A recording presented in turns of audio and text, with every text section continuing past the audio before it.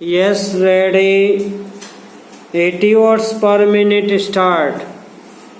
गांवों में ऐसे बहुत से लोग हैं जिनके पास ना तो जमीन है और ना ही नौकरी। इस संबंध में कुछ निर्णय किया जाना आवश्यक है। शहरों में हालत यह है कि किसी के घर में तो घर के सभी सदस्य नौकरी करते हैं, परंतु किसी घर में कोई भी नौकरी नहीं करता। इस बारे में भी आपको कुछ सोचना चाहिए। आज आदमी काम करना चाहता है, लेकिन उसके पास काम करने का कोई साधन नहीं है।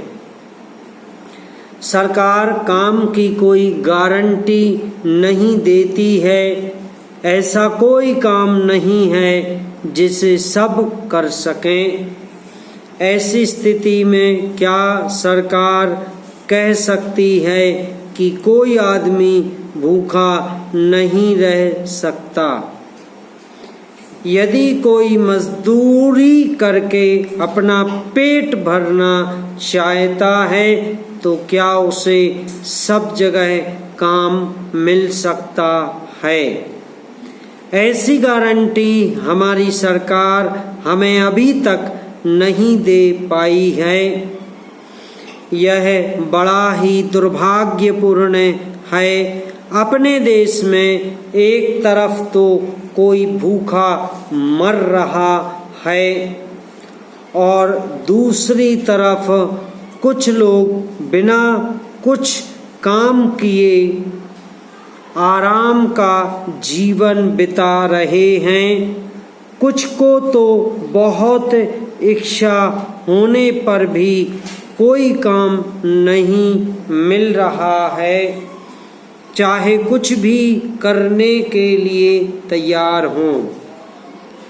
इस पर हमें गहराई से सोचना है कि इस समस्या को कैसे सुलझाया जा सके। पैरा आज काम दिलाने के लिए जिलों में रोजगार दफ्तर हैं, लेकिन दफ्तरों का तौर तरीका अच्छा नहीं है।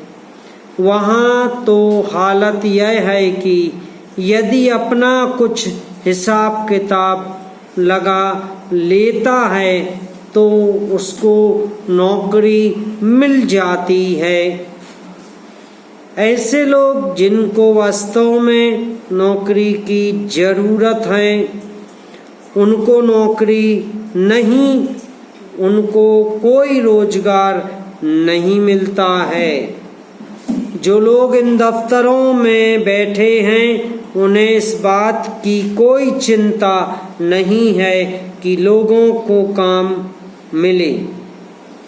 जिन लोगों को काम है वे बार बार इन दफ्तरों के चक्कर लगाते हैं, लेकिन उनकी कोई सुनवाई नहीं करता। ऐसा नहीं है कि बेरोजगारी केवल शहरों तक ही सीमित है, वह तो गांवों में भी दिनों दिन बढ़ती जा रही है। यदि हम अपने देश में बेरोजगारी दूर करना चाहते हैं तो हमें देश में उद्योग धंधे स्थापित करने होंगे। यही है जिसके द्वारा हम काफ़ी संख्या में लोगों को काम दिला सकते हैं।